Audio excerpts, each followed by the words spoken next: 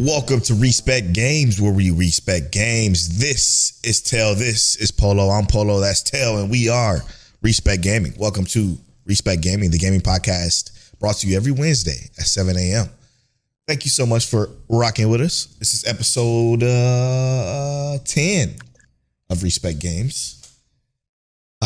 Couldn't do it without the support of you guys. Make sure if you're watching on YouTube, you subscribe to the YouTube channel. If you're watching on or listening on Spotify, because you could do both, you rate and follow the podcast there as well. We greatly appreciate the love and support that we've been getting on this podcast. The subscribers are up to 80 subscribers now. So if you can subscribe to our new little YouTube channel for our gaming podcast, we greatly appreciate it. Remember, there's always a podcast and a video every week on our YouTube channel, so make sure you check that out. We appreciate it. Tail, how you feeling? I'm feeling good, bro. So I have to be a little clairvoyant or have some be honest here, right? Transparent, yeah, not clairvoyant, transparent. Basically, when we played all that Borderlands, I was gamed out. I'm not gonna lie to you. Now, and not to mention, I'm not gonna lie to you either. I worked 7 days. Oof. That week as well, on top of the gaming that we did. So I was low key drained entirely. Now I feel like I'm, that's true, but now I feel like I'm back. I have some more energy in my system. Like I took a big shot of caffeine or something directly to the head, and I'm ready to go. But you know, it was just, hear me out. We played so much, and I'm not gonna say we played so much because there have been times where I've played more and I've been fine. But now I'm kind of back in the mode where I can get it again. And I gotta finish Borderlands because I don't want this to be the only one I don't finish. Yes. So I'm about to go ahead and jump back in there. Let me know, man. Whenever you want to play, I can join you, brother. I don't mind at all. Yeah, but also I don't mind playing it solo, but I hopefully 100% I want you to jump in with me, of course, and finish that out. But my brother, how you been feeling? Pretty good, man. Pretty good. It's been a good time recently. So for me, there are, unlike, there have been only days where I can't do gaming, and it's mostly due to anxiety, just depression, whatever the case may be. But I'm always back either the next day or the next couple of days, and usually that comes with what would you call that? I think it's like sometimes when I get overexcited about something that's coming out, my mood changes and I don't want to play anything else. So for instance, I'm so excited about Battlefield that I had trouble wanting to find something else to play, even though I still would love to play more Borderlands. But like it's kind of like an on and off thing right now because I'm waiting for Tail to get back into it. So, but I digress. It's that mode. But for some reason, I still got Guild Wars 2, and every time I fall back to Guild Wars 2, there's always something to do in that, and that keeps me coming back. But we do got some new games on the list that we're going to both talk about today. But before we get into that, as we start off every podcast with respect, let's give our with respect badge to. This is a part of the podcast where we just give combinations or flowers to whatever we want to give it to within the gaming industry. And as a matter of fact, it doesn't even have to be within the gaming industry, so for that matter. But just to give respect to something in our lives or going on, period. So with that being said, let me start off with respect to. I'm going to give with respect to just Steam. Right now, and I know a lot of people are PC gamers in our community. Steam's autumn sale is live right now, and it only goes until October 6th. So you only have a week to get some really dope games that's on sale. So to go through my wish list specifically, stuff that I'm interested in that is on sale that I'm just going to mention here is Hinokami Chronicles 2 is on sale for 25% off. Endless Legend just released its Endless Legend 2, which is a 4X grand strategy turn-based game, which we know from our podcast, our anime podcast, we both love. Endless Legend 2 is in early access right now, and it's on sale for 20% off. Eves, the X Nordics is on sale for 20% off. Soul Survivors Soulstone Survivors, which is one of those survivor games, is on sale for 35% off. We got, let's see what else we got that is in my wish list specifically. Maybe people will be interested in Rematch. I hear is a very good game. Is on sale right now for 20% off. Yeah. Blueprints, which is a phenomenal game that I've watched some people play that I really should think about getting, is on sale for 25% off as well. And then the Baton Kratos 1 and 2 HD remaster is on sale for 50% off, which is dope. It's actually a really good price for that. Atomfall, which came out this year in March, which is a very interesting RPG game, 30% off right now. Let me see here. Anything else that I think other people will be interested in? Let's see here. Trails Through Daybreak 2 is on sale right now for $47 for 20% off. And one more. I'm gonna give you one more game that I think people will be interested in. Let's go with this one. Altars. A story-driven action survival game is on sale for 20% off. So a bunch of other stuff are on sale. Is on sale on Steam right now for the autumn sale. Make sure you get into that. You look at anything that interests you, add it to your wish list or pick it up while it is cheap. It got until October 6th. So that is my With Respect badge. As a person who hasn't played Mafia since Mafia 1, the Mafia trilogy is $12. Oh, that's a good deal. I love Mafia 3. So good. Yeah.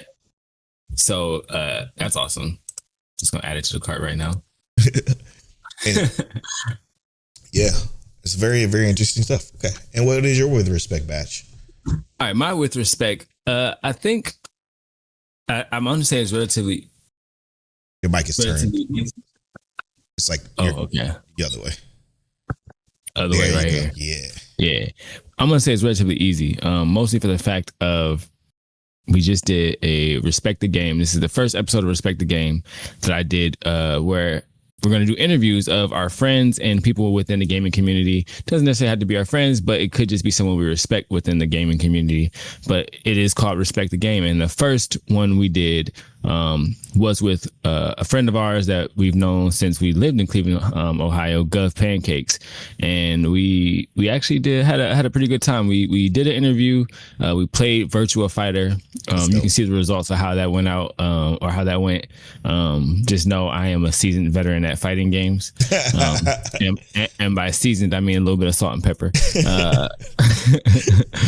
But the whole idea that was behind it is that we play a game with a friend of ours or someone we respect within the gaming industry, and we find out more about that person, where their story lies within gaming, where their future lies within gaming, and all do it while we play a game.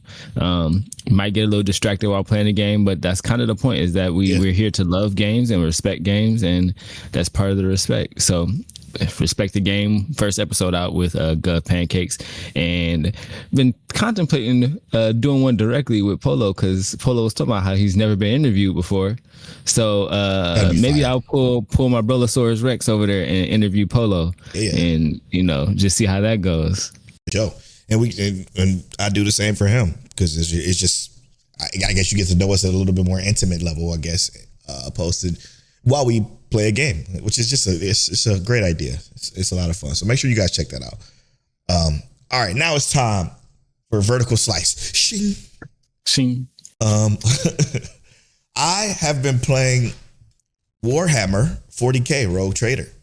Now, let me preface this by saying I have a very minute amount of knowledge on the Warhammer 40K. It's a tabletop game, obviously, but there's a bunch of video games based in the lore and the world of Warhammer 40K specifically. And there is so much lore to this game. It's insane. But it's a CRPG brought to you by the people who made Pathfinder, Wrath of the Righteous, and Pathfinder Kingmaker, which are some of my favorite CRPGs. And let me tell you, this is tough. And what I mean by tough is that I know Pathfinder and I know D&D. Like, I understand those rule sets relatively well, like extremely well, because I just love those type of CRPGs. Maybe not so much the tabletop game, but the CRPG aspect of them. I know the rule sets. I can build classes myself. I can play those games and do relatively well. But I know nothing about Warhammer. All I know is like some bits and pieces of the lore, like I said, very minute bits and pieces of it. But when I jumped into this, very tactical combat. It's a whole lot of fun, but it is confusing as all hell because they use terms like fellowship and what's another example of some terms that they use? Use terms like fellowship and toughness, willpower. Like, I understand toughness and willpower, obviously, but it's just a bunch of different. It's a different spin on a tabletop game that of stuff I'm not particularly used to, and then like I said, the lore of it all. It's a very dark universe, which I already knew about that. I already knew about Warhammer, but it is extremely dark. So it's like no one is trustworthy, obviously, and the decisions you make and the way you just play, it is a lot of choice and dialogue and just fun. I will say though, the combat is the best part about it. The tactical combat of it is so much fun. I decided to create a sanctioned psyker who specializes in just buffing his team by giving his team a bunch of opportunities to attack. So that's the type of character I'm playing, and of course he's the or fellowshipped or talker of my party as well. So it's a lot of fun, man. It's been an absolute great time. Multi-Purpose is playing it as well, one of our gaming buddies, and he's enjoying it too. But I just figured I give it a try because I found it on a discount on the website for only $10. So I'm gonna grab this, of course, and haven't looked back. Yeah. Well, I my experience with Warhammer 40K is, I'm gonna say it's a little limited, but I have played a bit of it before. And it plays similar to what like Baldur's Gate plays, right? Sorta, yeah. Yeah, so I've played some of the older ones, I want to say, on PC. We should probably get you to play this because I think you'll like it. Warhammer Dawn of War. There's a new one of those coming out. If you could do me a favor and look that up. It's a new one coming out. It's coming out. Yeah, this is the old one. Dawn of War 2, I think. Dawn of War 4 is coming out. Dawn of War 4. Yeah, that's what I'm talking. Yeah. Dawn of War 4. I think you should play that because that's the StarCraft-esque type of game that I think you would enjoy, but based in the Warhammer verse. I think that'll be interesting for you to like pick up and play and see what you think about it and maybe talk about it on the show. But, for sure. I remember the last one I played was StarCraft-esque as well. Yeah, so it was probably one of the Dawn of Wars then. I will say this, like, this game is making me more intrigued in the lore. Like, it's so much of it. It'll probably take me days, weeks, months to get into it, but I'm down to get into it now because I played Warhammer Dark Tide. I played a couple of Total War Warhammer games, but I never really was invested. I was just into the gameplay of them all. But something about this one got me wanting to learn about the lore a little bit. Now, I do know also that apparently this lore is thick. Real thick. And by thick, I mean thick. Yeah. Super. Everybody I know who likes Warhammer is like deep in it, to where they even start making the models and stuff. They collect it, but they also play tabletop. So, there is a tabletop version of it that I know a lot of people will play, like D&D and whatnot. Yeah. So Warhammer clearly has a very robust system that it works around. So actually, I think it's really cool. When I saw you playing, I was like, I know you've played Warhammer. I know I've seen you play Warhammer before. Yeah. But when I saw you list this, and I was like, oh, hold up. Polo's playing another Warhammer? Yeah, this has been on my list for a long time because it's Outcat. And Outcat is, like, again, the Pathfinder games I dive so deep into I think I got like 100, 200 hours in Wrath of the Righteous.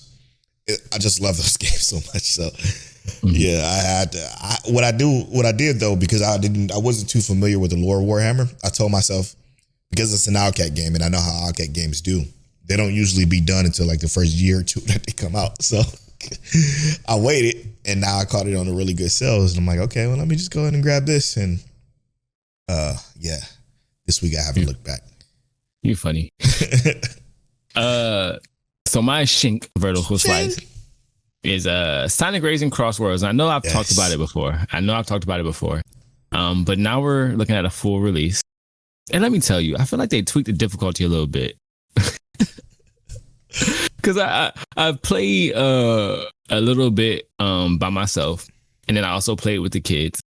And let me tell you, bro, it was genuinely like slightly more difficult. Like the NPCs or the CPU is just like not letting me have it, bro. And I'm gonna tell you, I think that's what I was saying that I liked about the game before, is that even if you're in like 12th place, it doesn't feel like you're too far off from winning.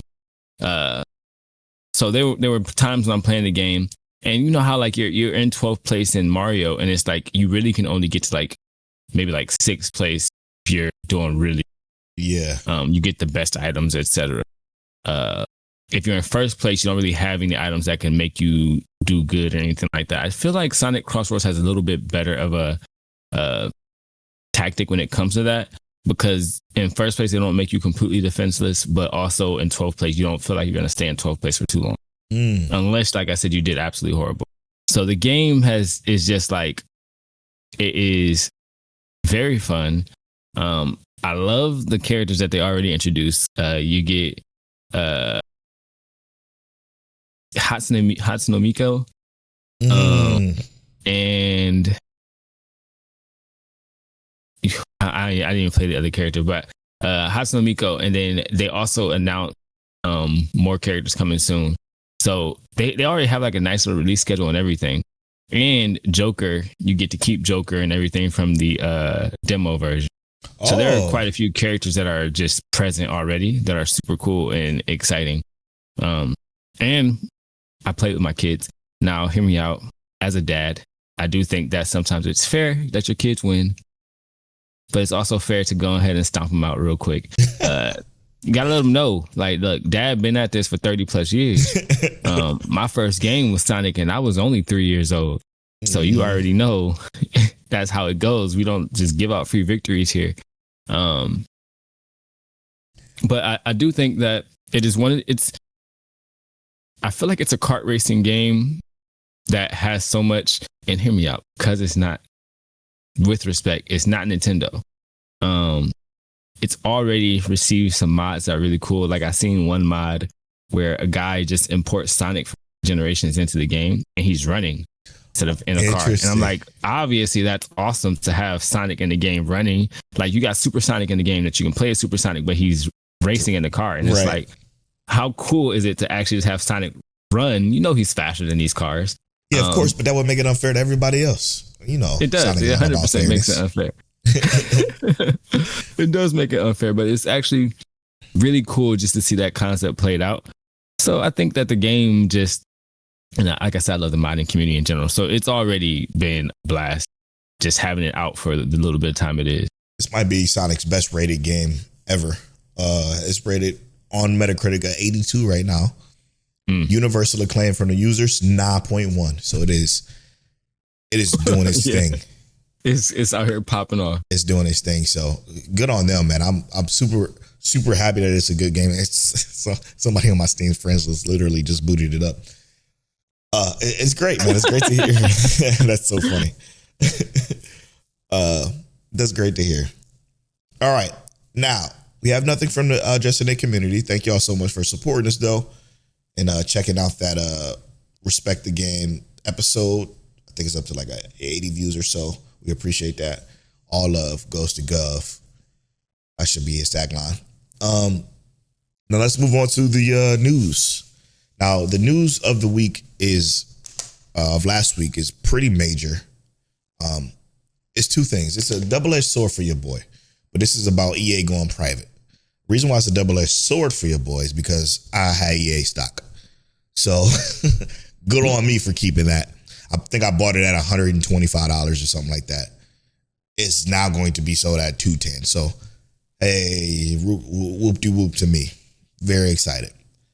However, it is being purchased by a Saudi-backed company, and fuck Respect. Anything Saudi related, I don't respect whatsoever. So I will say that it is not the kind of money I would want to get from my stock as far as EA goes. And as far as them going private, it would be good if it was anyone else making this purchase, anybody else. And the reason why I said what's good about them going private is that they don't have to appease shareholders, which means that they can hire developers and make the games they want to make. But instead, they're backed by the Saudi government, and everybody knows about them. I don't have to really talk about the Saudi government. They were behind 9/11. They literally kill people for beliefs. It's a terrible, terrible place. So with this, I'm gonna read an article from some of an article from PC Gamer. So make sure you check out PC Gamer. The link will be in the description of the video and in the show notes on Spotify. But Electronic Arts has announced that its plans to go private have gone ahead. A consortium that includes the Saudi Arabia's Public Investment Fund and Trump's son-in-law Jared Kushner Affinity Partners, alongside the private equity firm Silver Lake, has snapped up EA in a $55 billion deal. Our creative and passionate teams at EA have delivered extraordinary experiences for hundreds of millions of fans, built some of the most iconic IP, and created significant value for our business.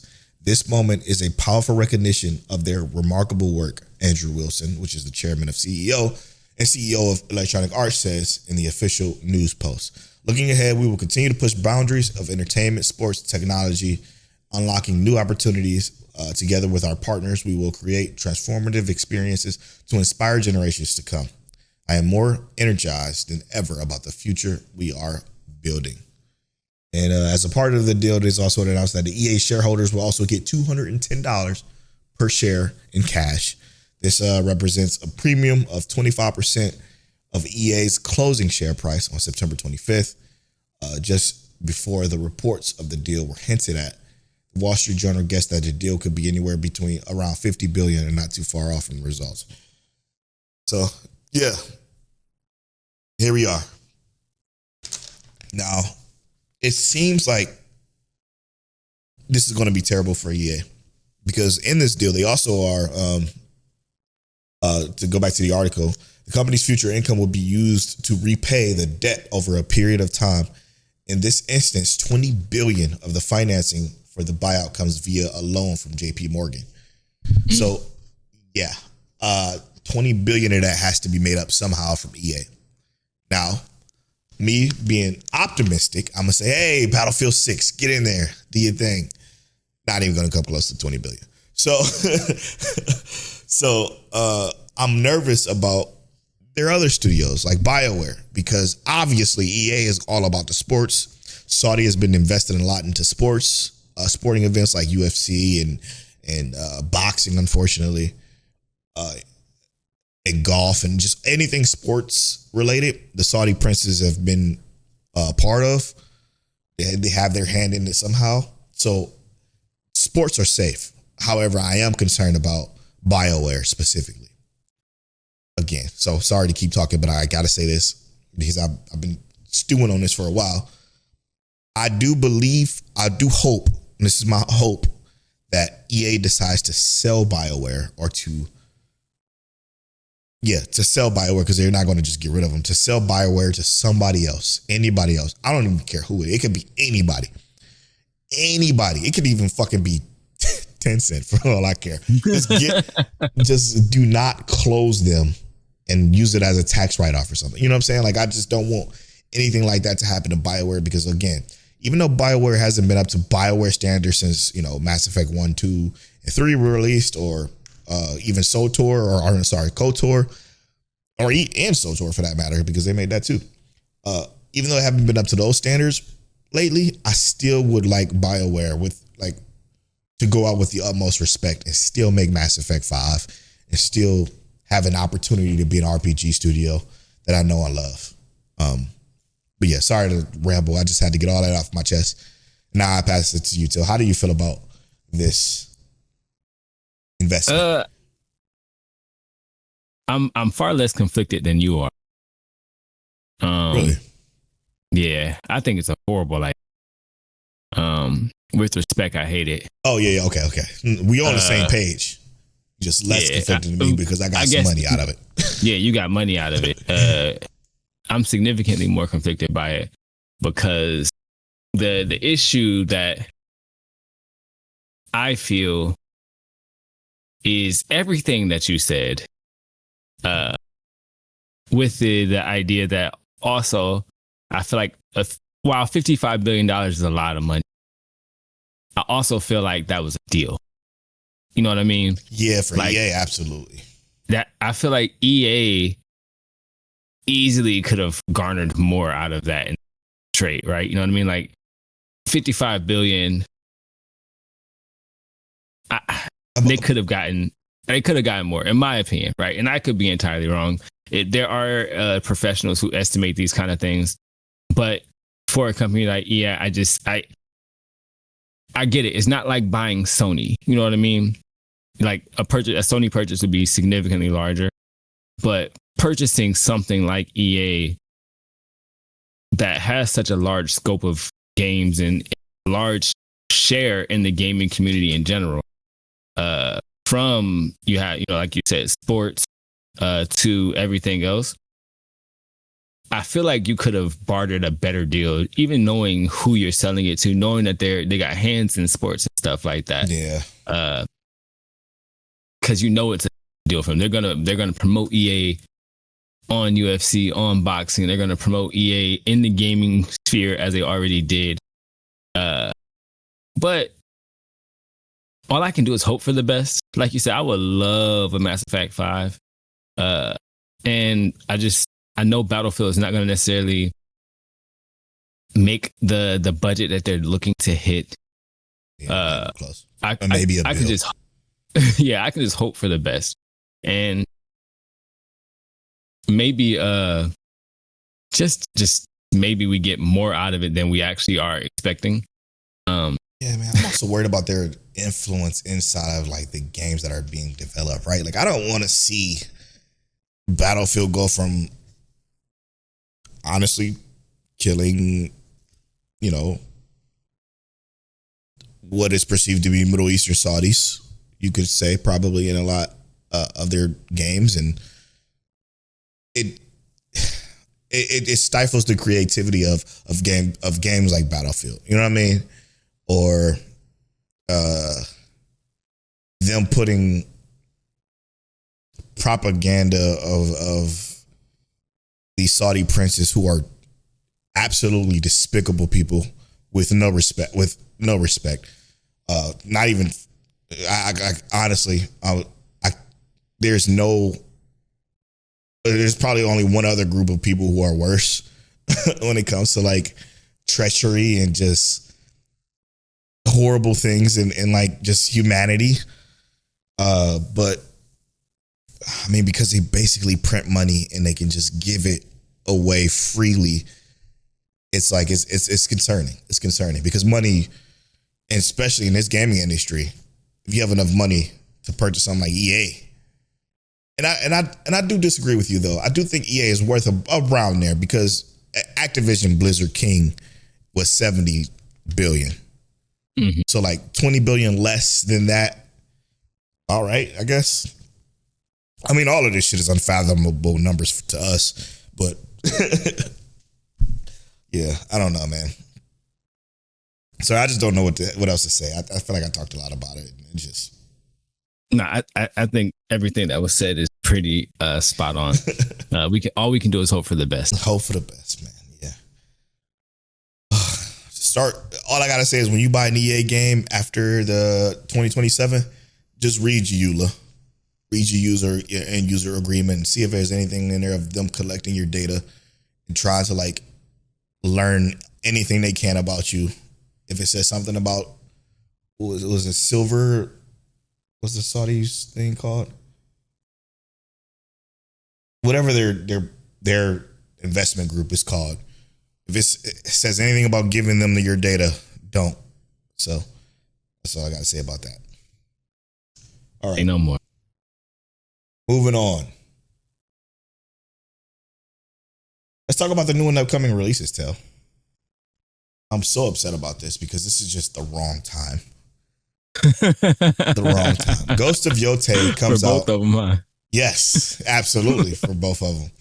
Ghost of Yotei comes out October 2nd, which again, y'all know Ghost of Tsushima, if you listen to this podcast, is one of my top 6 favorite games of all time.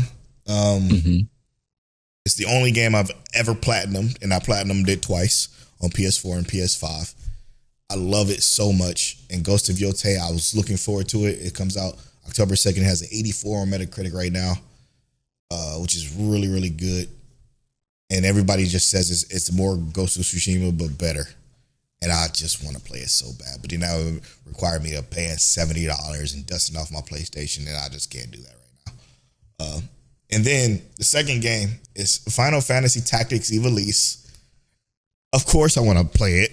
Luckily, it's at a $50 price, but I want to play this more than I want to play Ghost of Yotei because it's Final Fantasy Tactics, and I love Final Fantasy Tactics. I love Tactics Ogre. I just love Ivalice and the other one. I forgot what the other one was called, but it has an 88 on Metacritic right now, and it is out right now on PC, PS5, PS4, Xbox Series X, Nintendo Switch 2, and Nintendo Switch. So everything. I want both of those games, but I can't do it right now, obviously. So, yeah. So I just have to say that one, in terms of Final Fantasy, right? The Final Fantasy games I've actually played the most would be Final Fantasy X. Let me make sure. It probably was 10. I think you mentioned it 10 being the one. Yeah. So it would be Final Fantasy X. Would be the one I played the second most. Second most. Final Fantasy VII would be the one I played the third most. Or no, first most.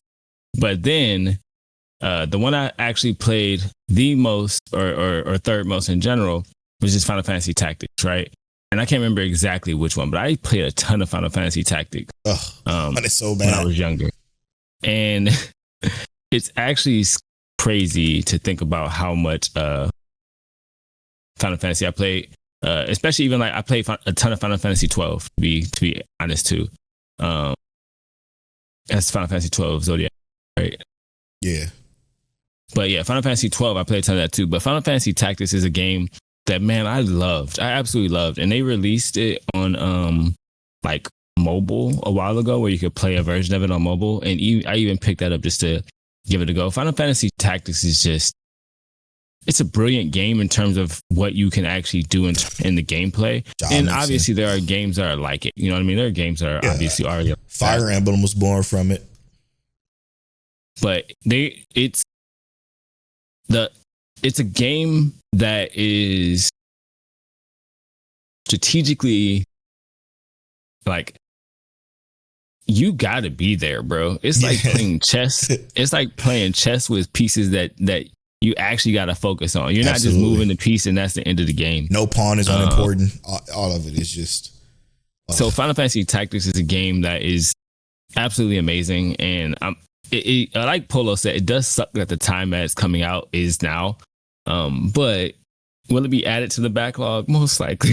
Yeah. But it's just like, man, bro, it's going to sit there for a minute. My favorite thing to do in Final Fantasy Tactics and the fact that you have the ability to do this is what makes it so great, in my opinion, is the ability to grind as much as humanly possible, almost as early as possible. You could just grind forever. And yes, you get it overly powerful, super overly powerful, and they don't punish you for it. They say you worked hard to get this strong, so you will be this strong throughout the entire rest of the game. And I absolutely love that. The fact that you could just out-level any and everything as soon as you want, or not, is always my favorite thing in RPGs because that's what I do. We're going to talk about this a little bit later. In every Yakuza game that I've played, the modern Yakuza game, because the older ones I didn't do this in because I just wanted to beat them to get the story, but I digress. Yakuza 8, Like a Dragon, all of those ones where you can grind. I grind as soon as they give you the ability to, as much as humanly possible, to where the game is a cakewalk. And the fact that they let me do that is the best part about it. Love it. God, I gotta play Final Fantasy Tactics Ivalice. Yeah. All right. So for this week's critical hit, we are going to cover some of the games that was announced on the Tokyo Game Show, which was huge, and the PlayStation State of Play for September, which was also huge. Starting off with the Tokyo Game Show. We are going to cherry pick some from the Tokyo Game Show because there's just so much from the Tokyo Game Show that it will be here all day. But first, I'm going to talk about one I'm excited for, but what I'm also kind of disappointed in. And I understand why they're doing it because it will be technically the next game in the series. But Yakuza Kiwami 3 or Yakuza 3, they're doing the Kiwami treatment too. At last, we have a remake of Yakuza 3 we've all been waiting for. The original was the first game of the series and it debuted on PlayStation 3. So it is about time it got a proper upgrade. Coming February 2026, you can continue the adventures of everyone's favorite gangster, Kazuma Kiryu, the Dragon of Dojima. You don't just revisit the past. Included with Kiwami 3 is Dark Ties, an all-new spin-off game about Yoshikita Mine, a former businessman turned Yakuza with boxing-based action and a quest to fill his empty heart. This is a story fans of the series won't want to miss. Now, what's upsetting about two things that's upsetting about this one? If I remember correctly, let me just go to YouTube real quick to remember. I played all the Yakuza games, every last one of them, except for I didn't beat Ishin. That's the only one I didn't beat, which is a spin-off like side story that has nothing to do with anything in the main verse. But I digress. Yakuza 3 or Kiwami 3. I think if I'm not mistaken, Yakuza 3 was the one that had the worst combat. And I mean that. It was not necessarily worst yeah, it was the worst combat. Because when you go from Yakuza 0, then Kiwami 2, those were all like modern day updated graphics and combat. Yakuza 3 was remastered, which is a higher frame rate and a higher resolution, but it didn't get the redone combat and it didn't get all of the redone stuff outside of that. But this one is getting that treatment. But God, it also was like the slice of life more so version of Yakuza. Very slice of life-y that it's long. It's unintentionally long because of like the kind of fetch questy stuff you got to do within the main story. And I want to say my least favorite one. Really? But it was also really great. Like it's not saying that it's a bad one. You know what I mean? But the Dark Ties is what makes me want to buy it. But I already beat Yakuza 3. Like, do I beat it again and then play Dark Ties? It's such a troubling situation to be in. I'm probably going to get it and probably going to buy it and play it and beat it. Got to be true to yourself. Goodness gracious. Makes me sick. All right. You got anything from Tokyo Game Show? Any other? Yeah. Broken Lord Don't Lie. With that. So Broken Lord Don't Lie is essentially a horror-based game where it's going to do a little bit of transcendence, where it seems as if you are in a hallucinating state where you're in the real world, but then you also kind of interact with situations where you are in a video game, you're hallucinating, and it's very dark. And hear me out, I like story-oriented horror games where it almost feels like you're playing Silent Hill, but there's a and even more. And I think Silent Hill is spooky, but to me, this one just feels way more psychological. Oh, then so Silent Hill. Yeah, like if you watch the trailer, it looks awesome in my opinion. So I'm definitely excited for that, and finally getting a chance to actually play that one. Yeah, what I'm excited for, I think it was announced before Tokyo Game Show, but it had a prominent presence at the show, was Outward 2, bro. Yeah, that too. Outward 1, I played a lot with Legal. And I know I talked about playing with friends. I don't normally do it because of how the story thing works. But what's great about Outward is that it's not really a story. It's a story there, but it's not really the main focus. The main focus on this particular RPG is surviving, because you're not a part of the power fantasy. You don't have an extreme talent and you're the hero of the world. You're a regular person that can learn to become a hero or to get stronger. And it's a great co-op RPG experience. Very tough and challenging. But what I love about Outward 2 is the tagline. The tagline is, you're only as good as your preparation.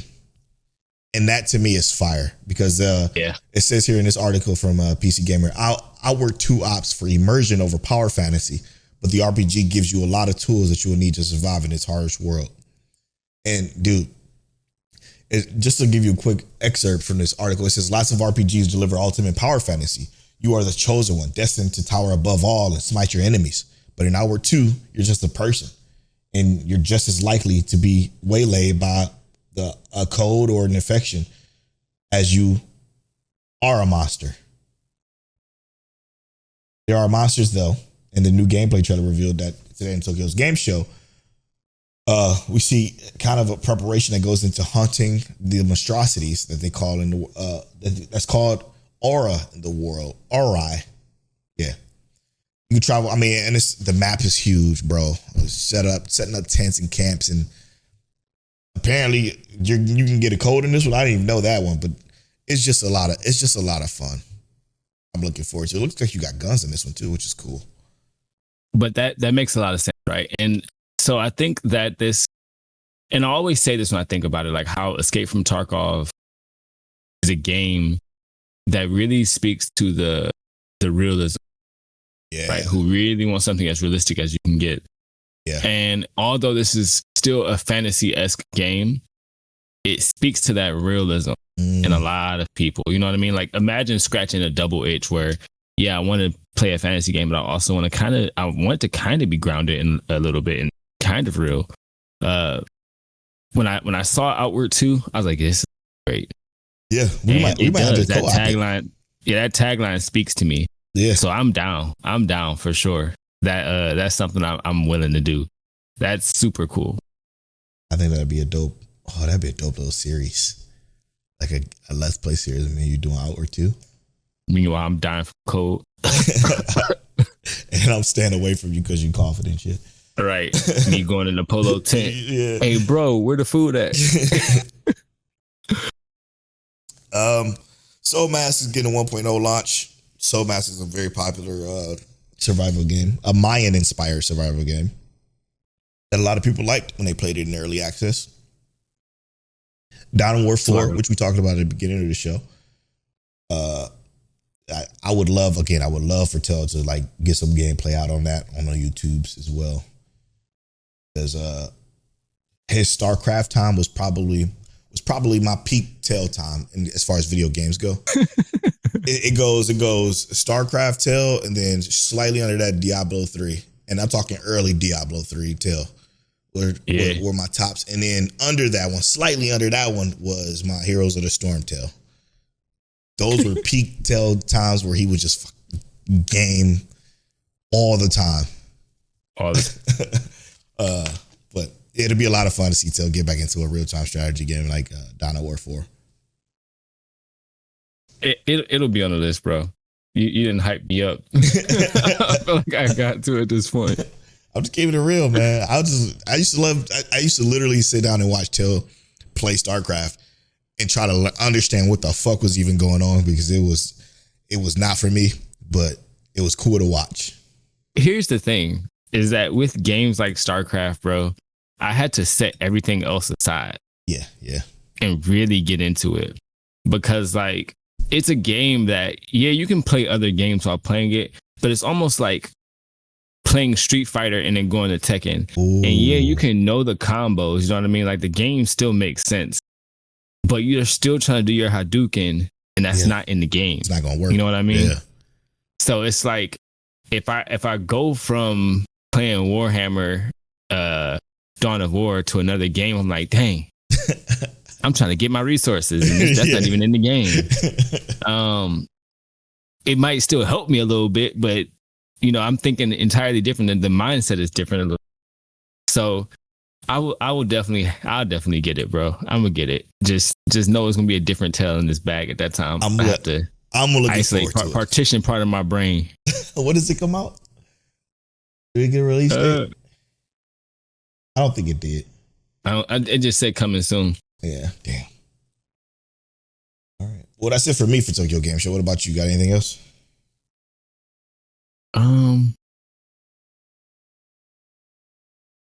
Everything else I stayed up. Yeah. There was one more thing I looked at. It was Outward. I thought Reach looked really cool.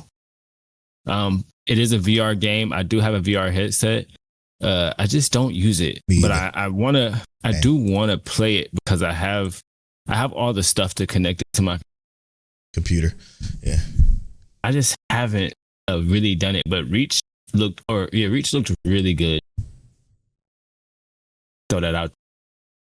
Morbid Metal also looks like a like hack and slash-esque game that I would be willing to play. Like I think is it the heavy metal game?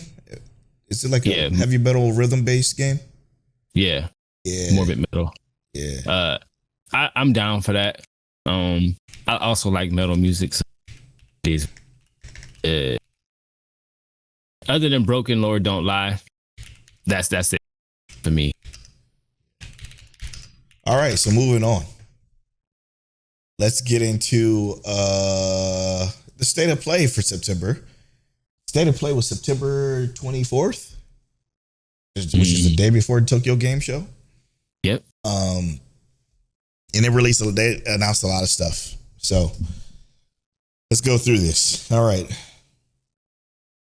So for the finale, I don't know why IGN does report in order, but we'll just go through what they have in the order they have. But we're going through an IGN article. The link will be in the description and in the show notes of the Spotify. Order is ridiculous. Yeah, order doesn't make any sense. But I digress. Wolverine finally got an announced trailer. I think Wolverine was announced like in 2021 or 2 or something like that with a teaser trailer, and they finally did an official gameplay trailer of it. I'm gonna let you speak first on it. Did you see it? Oh yeah. They announced this game back when I only had 2 kids. I'm about to be on 4. Yeah, this game was in the making for a very long time. But yeah, I did see it, and I'm gonna tell you, I think it looks amazing. Interesting. And I can sincerely hope that it plays like it looks. But with respect, we got to give that time to cook. Yeah. How you feeling about it, bro? With respect, I wasn't impressed. Oh. I actually really wasn't. I was watching it. I'm like, I expected a lot more. And now, mind you, I'm gonna say this first before I say what I'm about to say. I trust Sucker Punch. Sucker Punch is super reliable when it comes to making video games. They're very, very good at what they do. Okay, so let me just state that right here and right now. However, when I watched this trailer and I'm skimming through it right now, the problem it screamed to me generic Wolverine game. Like from Wolverine Origins on PlayStation 3 back in the day, or like just any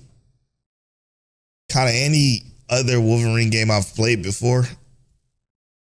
And I wasn't that impressed. Maybe because he's cutting up robots that bleed. also people as well. Of course, Mystique is in it because she's always going to be anything attached to Wolverine. But I just was like, I was expecting more. Yeah. What I can say, and this is also being fair to what we see, a lot of this cutscene heavy, even though like it is in-game engine, right? You know what I mean? Like it still is like what. But you said your mic was cutting out. Oh, my bad. Even though this is still what in-game will look like, it is still very cutscene heavy. Yeah. And that also tears away from the feeling of you're playing the game, because the parts where they're showing us playing the game is there, very minuscule, but then they show us a whole bunch of Wolverine Marvel movie cutscenes. Yeah. And it's like, cool, bro. Was that motion capped or was that just all editing? Obviously, but it's just yeah, I was like, I'm not. I know this is probably blasphemy for it. Oh, it's Insomniac. I said Sucker Punch. Excuse me. Insomniac. I trust Insomniac. I stand corrected. But yeah, looking at it, I was just like, I'm not.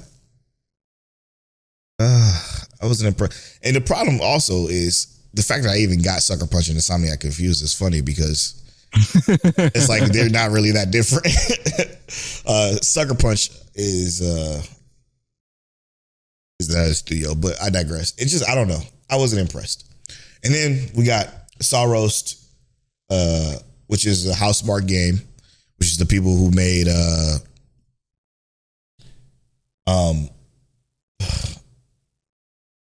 this is sad to say. Housemarque make the Bullet Hell games. Oh my goodness. Why can't I think of the name of it? That good. No, it was pretty good. It was a recent one. It was a recent one, right? It was a recent one. What? People are screaming at their TVs and their. Yeah, I know exactly what you're talking about too. And he even mentions it in the trailer.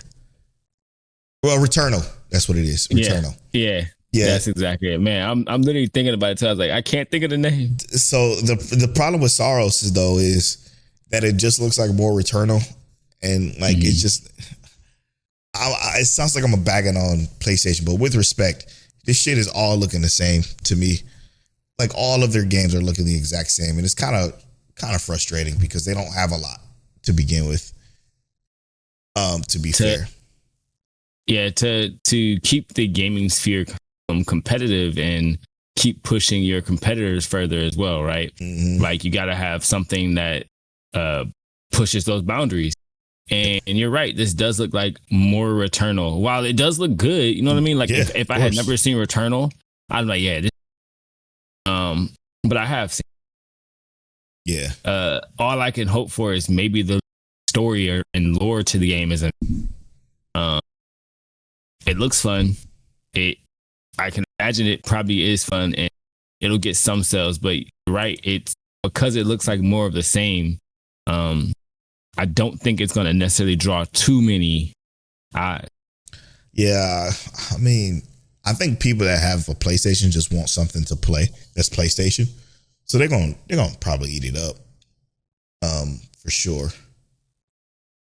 But outside of that, yeah, I don't see it, captivating too many people either. Could be wrong. I hope to be wrong. With respect, we got a first look at the Battlefield 6 campaign.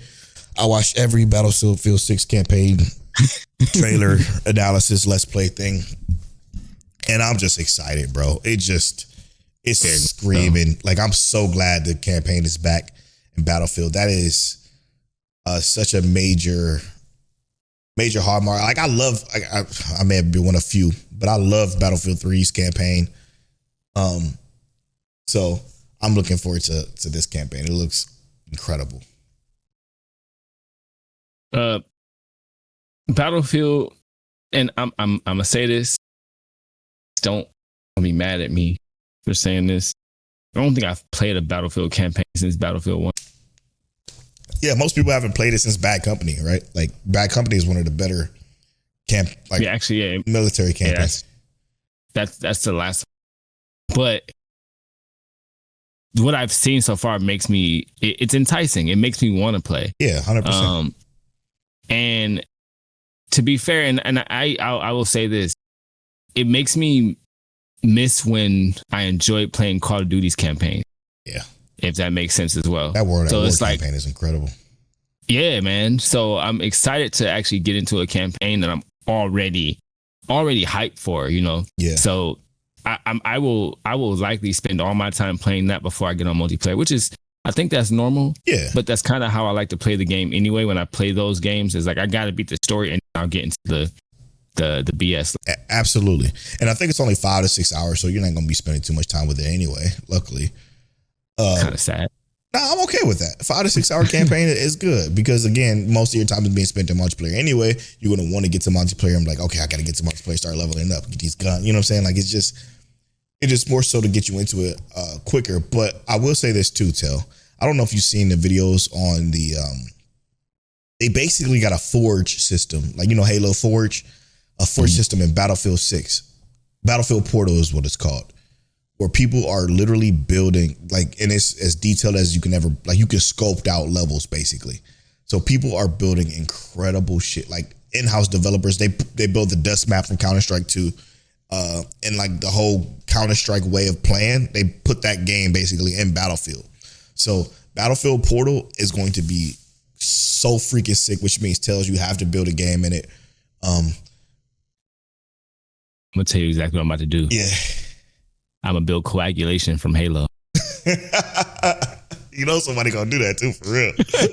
I do know that. Somebody's gonna build coagulation from Halo. So hear me out. I said it here. Somebody's gonna do it if I don't do it first. But 100%, bro. You don't even gotta worry about it. I will be there, and I will probably accidentally spend hours there. Don't even worry. Yeah, I will be there for eternity. One of the developers made like an only up version of Battlefield where you're racing to the top of this crazy structure that they built, but you can shoot other players down from it, so they have to climb all the way back up, and whoever's the first one to get to the top wins. And they got somebody made a little zombie mode with some of the characters. It's like it's gonna be sick. Battlefield 6 is gonna be sick. But I digress. Ecstatic. Yeah, me too. Neo 3 got an official release date, which is February 6, 2026. They're turning out Neo game. I feel like they're churning out Neo games like it's sandwiches. Hear me out. Yep. Just like another game that I wanted to mention on here that I'm gonna wait until we get to that point. Neo 3, in my opinion, for someone who has not played them, looks amazing. It genuinely still makes me want to go back and play the other version of that game. Yeah, I got them both and I just never touched them for real. I mean, you also have 1,000 games. Yeah, that's true. That is also true. If you had physical copies, you wouldn't have any room to move. No, I wouldn't. It'll be a disaster in here. I know CJ gonna probably play it. Yeah. That and the other one I was gonna mention, but we'll wait till we get there. Gonna get there soon. Zero Parades. Great. Oh, Zero Parades. Why did I say Parades? For Dead Spies. Charades, kind of. Yeah, I was actually. For Dead Spies in the new spy fantasy form. Oh, from the Disco Elysium team. Now I'm into this. I'm into it. Zero Parades. I'm definitely into it. When you said Disco Elysium team, yeah. Disco Elysium is another CRPG that is crazy good. They released a fully voice acted version of Disco Elysium too, which is amazing. So if you haven't played it, play it. I'm actually about to download it right now because I just want to play it. Trailer had me, so I ain't gonna lie. Trailer had me, so I'm looking at trailer. I'm like, oh, this is gameplay. This is role play. This is a chance, and it just looking at it, it's not gonna go the same for everybody. You know what I mean? Yep. And I actually really like that. It does feel like, man, we could do the same exact thing and nothing's gonna play out the same. So I do like how it looks already. Yeah, 100%. Me too. I started downloading Disco Elysium, but I realized I'm recording the podcast, so I shouldn't do that now. But yeah, I'm looking forward to this one for sure. Oh man! Obviously, Final Fantasy Tactics. Yeah, the Ivalice Chronicles gets a gameplay over it. It launches next week. We already talked about that. Crimson Desert. Now, Crimson Desert. I want it. Me too. Here's the thing. Crimson Desert started off as a sequel to Black Desert, a sequel prequel to Black Desert, which is going to be a sequel, which is going to be an MMORPG, but the prequel to what Black Desert is now. Then it turned into just a co-op game, and then it turned into a single player game. And now it's finally got a release date of March 19th, 2026. And this thing has been, I think, 5 or 6 years in the making. Like I've been following this game for a very long time because, again, before the first game, well, the first game that got me popular with streaming was Black Desert. So yeah, that I kept tabs on this game for sure. And it just turned into a freaking complete monster of a video game that I don't even know if it's going to be any good, but it looks good. And I kind of trust Pearl Abyss when it comes to combat. This game, the part of this game that got me super interested was the combat, right? And you can correct me if I'm wrong, because I could be thinking about an entirely different game, but I'm thoroughly 90% sure that it's this game.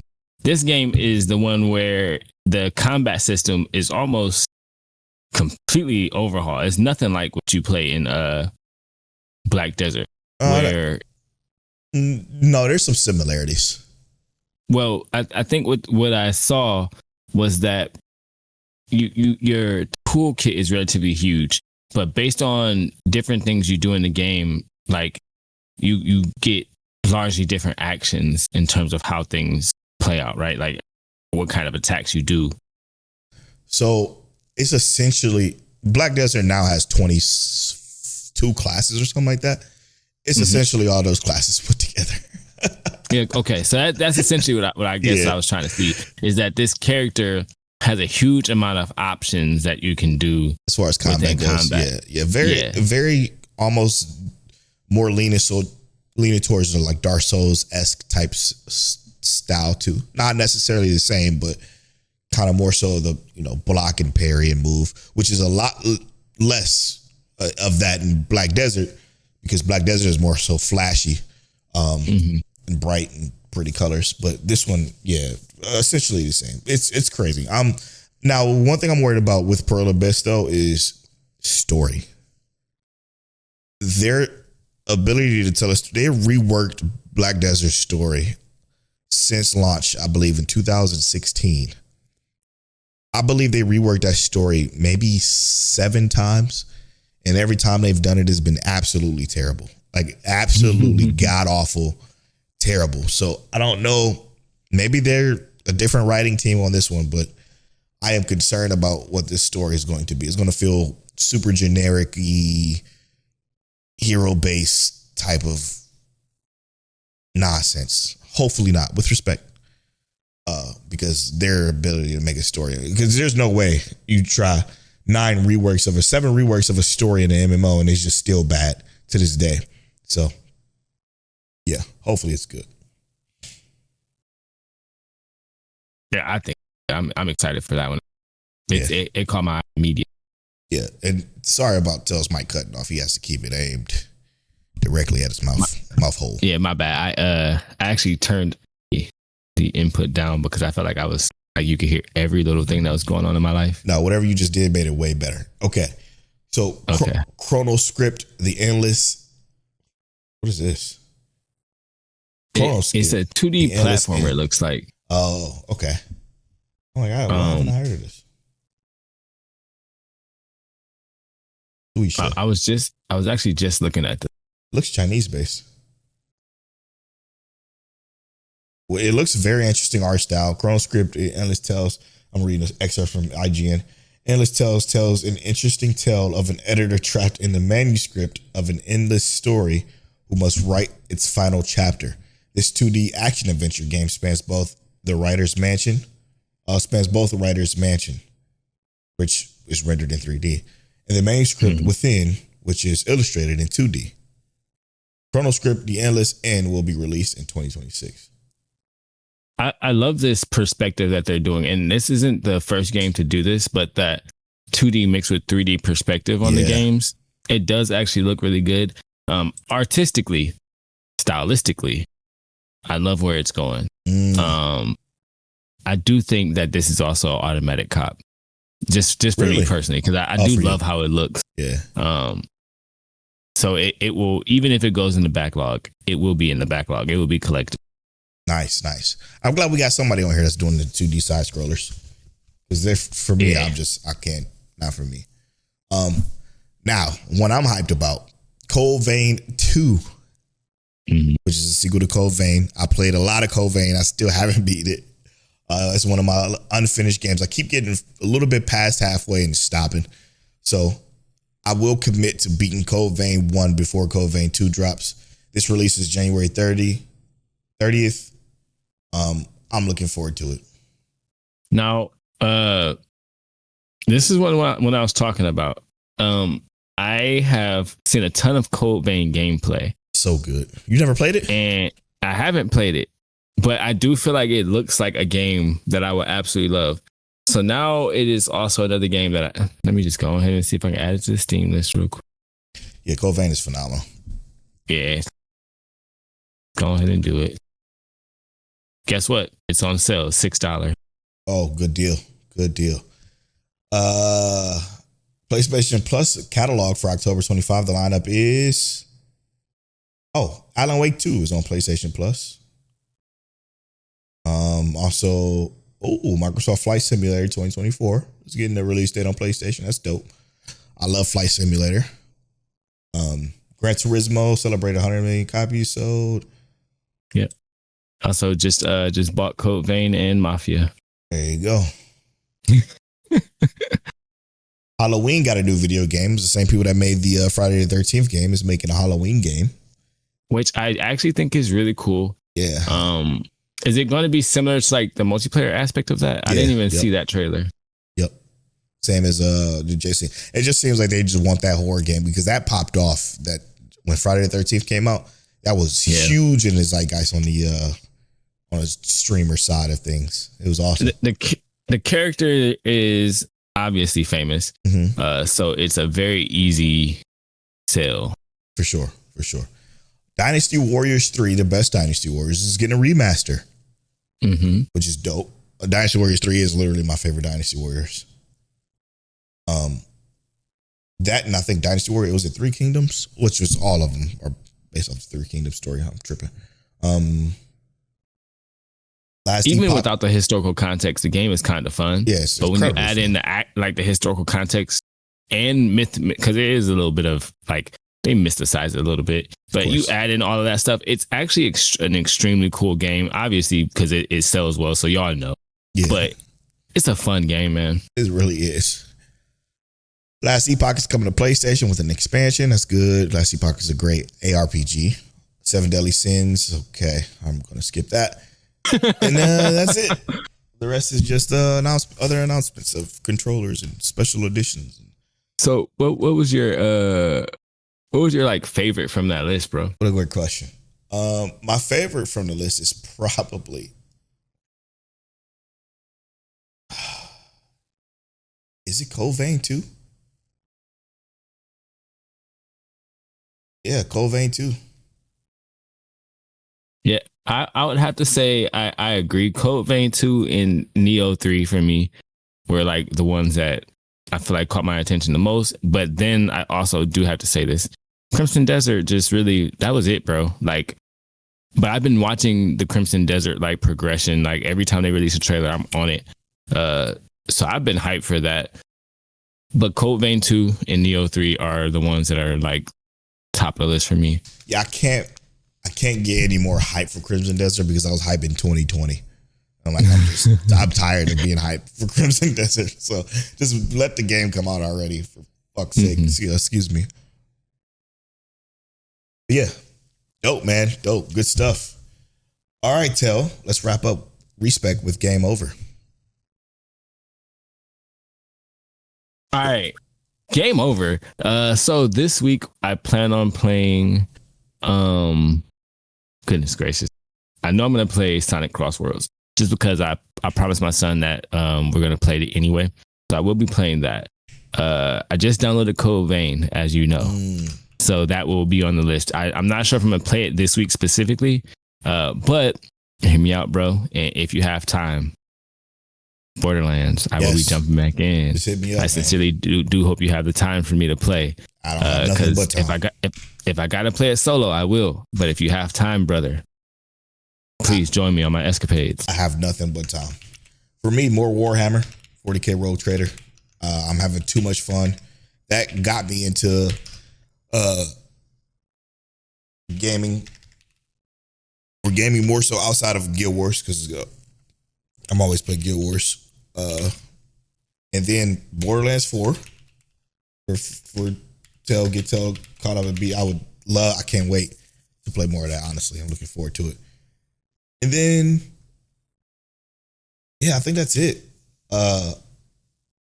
Yeah, because next week is the Guild Wars 2 Halloween event, and I gotta get in that. So yeah, and then my Pokemon shows up. Oh shit! I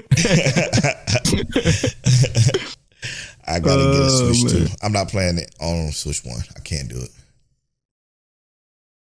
I literally just so as Polo knows, I just reorganized my desk. All this is different.